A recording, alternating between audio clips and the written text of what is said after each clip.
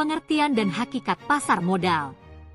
Andrew M. Chisholm memberikan definisi bahwa capital markets are places where those who require additional funds seek out others who wish to invest their excess.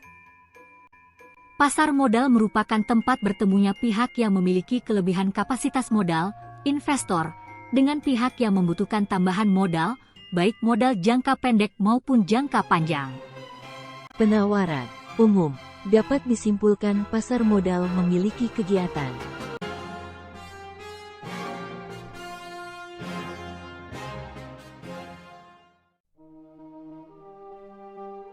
1. Penawaran umum. Penawaran umum merupakan kegiatan penjualan efek yang dilakukan di pasar perdana atau primary market. Menurut pasal 1 angka 15 UU TM.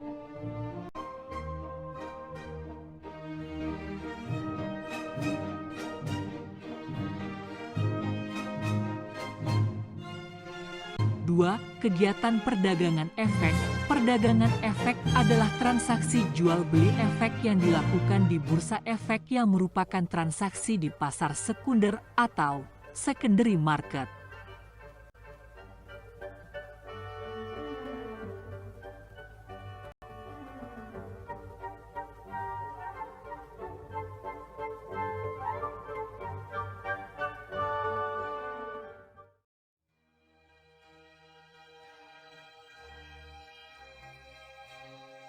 Tiga, kegiatan yang berkaitan dengan perusahaan publik.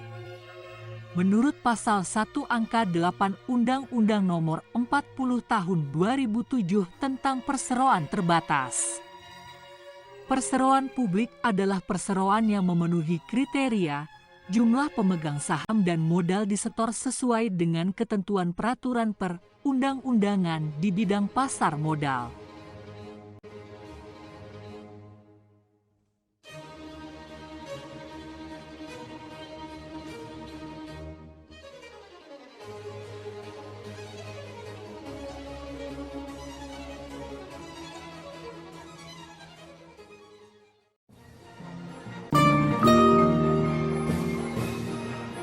Halo Sobat IDX, selamat datang di rangkaian video pembelajaran investasi di pasar modal Indonesia sebagai bagian dari Sekolah Pasar Modal Level 1.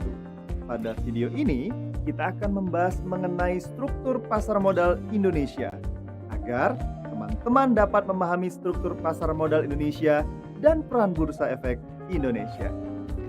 Sebelumnya, apakah teman-teman sudah paham apa sih yang dimaksud dengan pasar modal? Pasar modal merupakan pasar keuangan tempat bertemunya pihak yang membutuhkan dana jangka panjang dengan pihak yang membutuhkan sarana investasi. Produk investasi di pasar modal adalah produk keuangan seperti saham, obligasi, reksadana, dan berbagai produk turunan dari ketiga produk tersebut. Secara garis besar, pasar modal dibedakan menjadi pasar primer dan pasar sekunder. Pasar primer atau pasar perdana adalah tempat pertama kalinya suatu saham ditawarkan kepada masyarakat. Hal ini biasa dikenal dengan istilah go public atau initial public offering. Perusahaan terbuka sebagai pihak penjual saham dan masyarakat atau investor sebagai pihak pembeli saham. Setelah itu, saham akan dicatat di pasar sekunder untuk diperjualbelikan kembali antar investor. Sedangkan pasar sekunder merupakan kelanjutan dari pasar primer yang mempertemukan antara investor jual dengan investor beli melalui mekanisme lelang berkelanjutan atau continuous auction. Keberadaan pasar modal tentunya memberikan berbagai manfaat bagi masyarakat, di antaranya pertama, sebagai salah satu sumber dana bagi perusahaan untuk mengembangkan usahanya. Pengusaha dapat meminjam kepada masyarakat melalui penerbitan obligasi, menjual sebagian sahamnya, atau menerbitkan saham baru. Kedua, sebagai sarana investasi bagi masyarakat yang ingin menginvestasikan dananya di sektor keuangan. Ketiga, sebagai sarana bagi masyarakat untuk ikut memiliki perusahaan. Keempat, menciptakan budaya keterbukaan atau transparansi, dan menjunjung tinggi profesionalisme pada perusahaan, sehingga akan mendorong terciptanya iklim usaha yang sehat. Dan kelima, memperluas lapangan kerja bagi masyarakat, baik sebagai pelaku pasar, karyawan perusahaan, maupun investor. Setelah mengetahui pengertian dan manfaat dari pasar modal, sekarang kita akan melihat seperti apa struktur di dalamnya. Pasar modal diawasi oleh Otoritas Jasa Keuangan atau OJK. OJK didirikan dengan tujuan agar seluruh kegiatan di sektor jasa keuangan terselenggara secara teratur, adil, transparan, dan akuntabel, mampu mewujudkan sistem keuangan yang tumbuh secara berkelanjutan dan stabil, serta mampu melindungi kepentingan konsumen dan masyarakat. Tugas utama OJK adalah melakukan pengaturan dan pengawasan terhadap kegiatan jasa keuangan di sektor perbankan, pasar modal, asuransi, dana pensiun, lembaga pembiayaan, dan lembaga jasa keuangan lainnya yang termasuk ke dalam industri keuangan non-bank atau IKNB. Sebagai bidang pengawasan sektor pasar modal, OJK bertugas untuk memelihara sistem pengaturan dan pengawasan sektor pasar modal yang terintegrasi terhadap keseluruhan kegiatan di sektor jasa keuangan. Di bawah pengawasan OJK terdapat Bursa Efek Indonesia atau BEI sebagai satu-satunya penyelenggara perdagangan efek di Indonesia. BEI didirikan dengan tujuan agar perdagangan efek di pasar modal Indonesia berjalan dengan teratur, wajar, dan efisien. BEI wajib menetapkan peraturan mengenai pencatatan, perdagangan, dan keanggotaan, serta bersama-sama dengan OJK mengembangkan pasar modal secara umum dan dengan Dewan Syariah Nasional, Majelis Ulama Indonesia atau DSN MUI mengembangkan pasar modal syariah di Indonesia. Pemegang saham BEI adalah perusahaan efek yang telah memperoleh izin usaha sebagai perantara pedagang efek dan disebut sebagai anggota bursa atau AB. BEI memiliki berbagai fungsi, diantaranya adalah sebagai fasilitator yang menyediakan sarana perdagangan efek yang teratur, wajar, dan efisien, menyediakan sarana pendukung dan pengawasan kegiatan anggota bursa efek, sebagai pendorong transparansi usaha dengan menyebarluaskan informasi tentang perusahaan tercatat, serta menciptakan instrumen dan jasa baru di pasar modal. Bersama dengan BEI sebagai regulator pasar modal, terdapat Lembaga Clearing dan Penjaminan atau LKP, yaitu PT Clearing Penjaminan Efek Indonesia atau KPEI. Pendirian LKP bertujuan untuk menyediakan jasa clearing dan penjaminan penyelesaian transaksi bursa efek yang teratur, wajar, dan efisien. Mayoritas saham LKP wajib dimiliki oleh bursa efek. Selanjutnya, terdapat juga Lembaga Penyimpanan dan Penyelesaian atau LPP, yaitu PT Kustodian Sentral Efek Indonesia atau KSEI. LPP didirikan dengan tujuan untuk menyediakan jasa kustodian sentral dan penyelesaian transaksi yang teratur, wajar, dan efisien. Saham LPP dapat dimiliki oleh bursa efek, bank kustodian, anggota bursa, perusahaan efek, biro administrasi efek, atau pihak lain yang disetujui oleh OJK. Ketiga lembaga ini mempunyai wewenang untuk membuat peraturan yang mengikat pihak-pihak lain di dalam perdagangan pasar modal yang dikelompokkan ke dalam perusahaan efek, lembaga penunjang, profesi penunjang, emiten, dan pemodal. Apakah ada lembaga di pasar modal Indonesia yang memiliki fungsi melindungi aset pemodal dari risiko kerugian akibat adanya kecurangan atau penyalahgunaan? Ada. Pasar modal Indonesia memiliki dana perlindungan pemodal atau DPP, yaitu kumpulan dana yang dibentuk untuk melindungi pemodal dari hilangnya aset pemodal. DPP dikelola oleh penyelenggara DPP sebagai perseroan yang telah mendapatkan izin usaha dari OJK. dalam hal ini adalah PT Penyelenggara Program Perlindungan Investor Efek Indonesia atau Indonesia Securities Investor Protection Fund. Investor yang mendapatkan perlindungan aset harus memenuhi syarat seperti dibukakan subrekening efek pada KSEI oleh kustodian, memiliki nomor tunggal identitas pemodal atau SID dari KSEI, serta menempatkan asetnya dan memiliki rekening efek pada kustodian.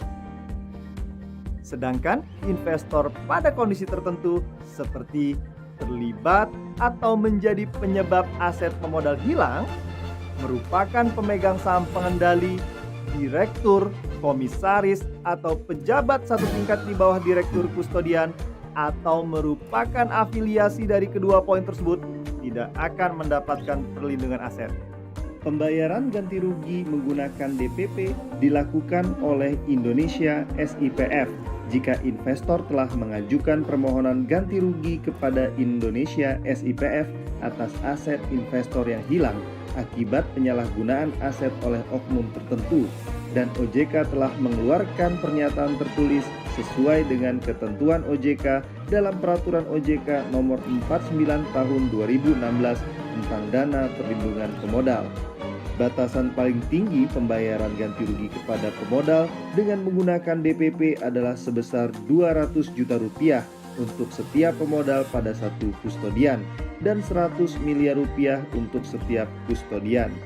Ganti rugi atas nilai aset pemodal yang hilang ini tidak mencakup nilai kerugian atas perkiraan nilai investasi di masa yang datang dan atau risiko investasi pada umumnya. Nah, Sobat IDX, sekarang kita telah mengetahui seperti apa struktur pasar modal Indonesia, serta tujuan dan tugas masing-masing lembaga di dalamnya. Jangan lupa menonton video berikutnya untuk mengetahui lebih lengkap mengenai berbagai produk pasar modal. Sampai jumpa!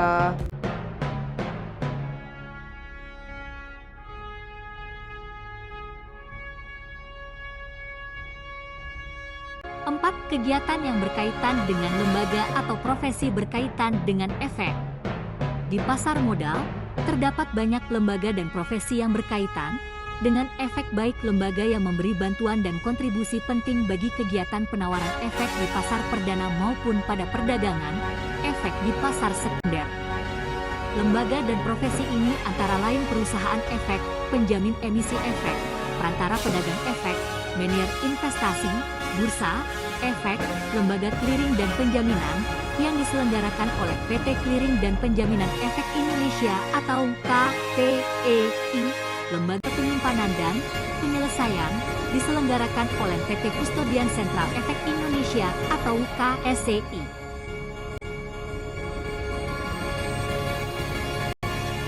Selain itu, terdapat pula profesi penunjang yang terdiri dari notaris pasar modal, konsultan hukum pasar modal, penilai, dan akuntan publik.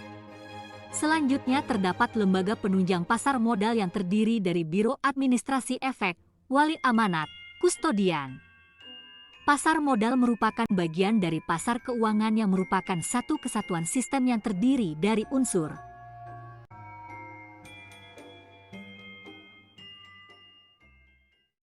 A.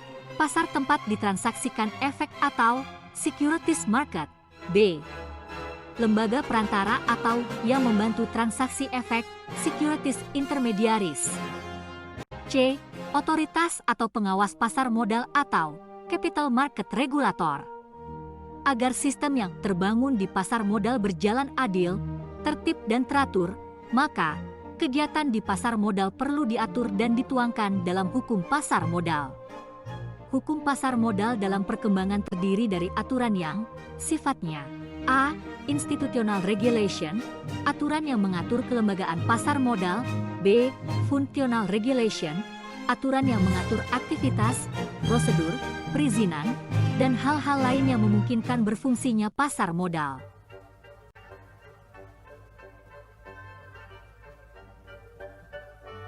Menurut Michael J.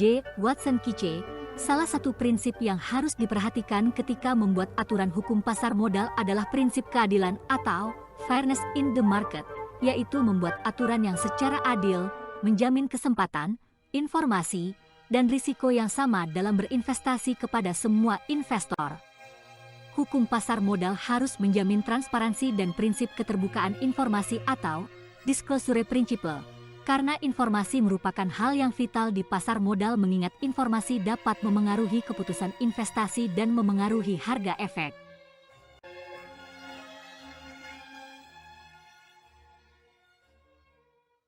Aturan hukum pasar modal harus bersifat a disclosure based regime yang ditujukan untuk mengurangi asymmetric information atau informasi yang tidak merata antara emiten atau penerbit efek dan investor calon pembeli efek yang ditawarkan.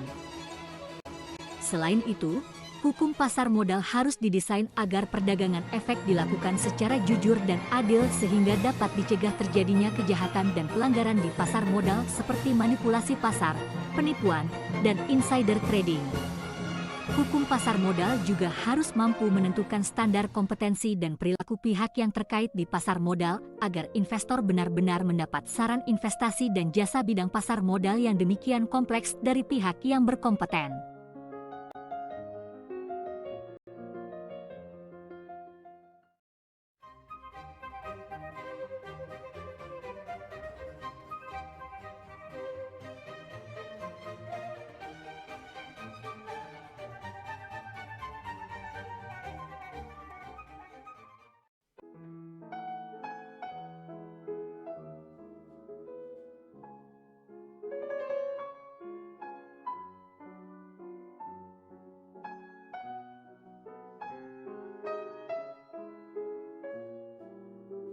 Selain itu, hukum pasar modal harus dibentuk dengan tujuan untuk menjamin kepercayaan investor pada integritas pasar modal yang didukung dengan aturan mengenai ketentuan modal, jaminan penyelesaian transaksi, asuransi, penyelesaian sengketa dalam hal terjadi pelanggaran atau kejahatan pasar modal. Hukum pasar modal diciptakan dengan tujuan agar kegiatan pasar modal dapat berjalan secara tertib, efektif, dan efisien. Untuk menciptakan hukum pasar modal yang ideal diperlukan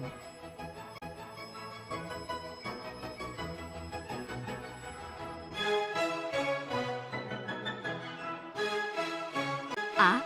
Aturan hukum yang bersifat substantif atau substantive legal rules. Secara substansi, ketentuan hukum pasar modal harus berisi aturan yang sifatnya stabil, jelas, dapat diandalkan.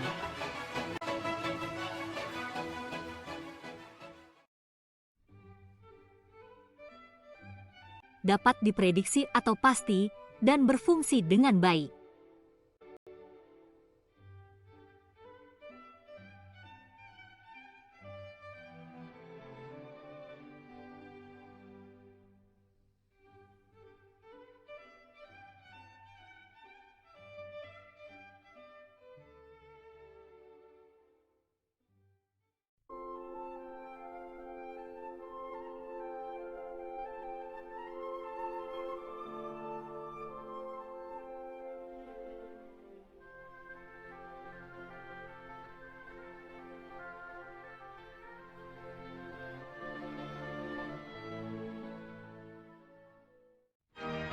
B.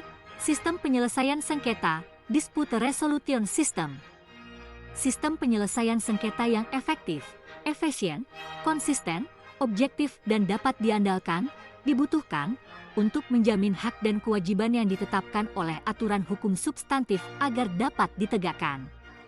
Dalam membangun sistem penyelesaian sengketa dimaksud perlu dikembangkan infrastruktur lembaga penyelesaian sengketa dengan menggabungkan sanksi administratif, putusan pengadilan, dan lembaga alternatif penyelesaian sengketa seperti arbitrase.